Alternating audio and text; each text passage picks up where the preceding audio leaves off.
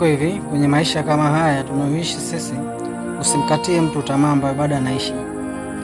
Yaani mtu anapumua, anaishi, kila kukicha unamuona.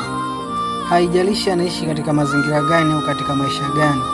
Iwe anaishi katika maisha ya huzuni, furaha, lakini usimdharau.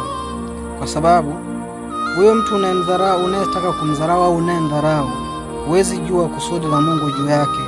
Anaweza akawa njia ya wewe kufanikiwa katika maisha yako. Anaweza akawa njia ya kufika katika kusudi ambalo ulilitarajia siku moja ukalifikia.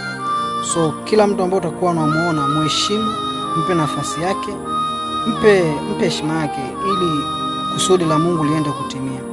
Hata kama mtu ana madhaifu kiasi gani, usiachukulie yale madhaifu kwa ubaya, kwa sababu kila mtu ana madhaifu yake. Na ukae ukielewa kwamba maisha ni watu, yani mafanikio ni watu.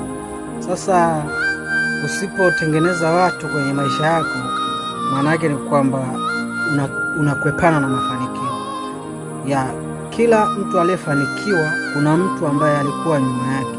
Chochote kile ambacho kimesogea kwenye maisha yako, kuna mtu ambaye alikuwa nyuma yako, ndio maana unaweza kufanikiwa. Kwa kama hivyo, unapata connection ya kazi, unapata connection yote ile ya maisha ambayo inahusiana na masuala ya fedha.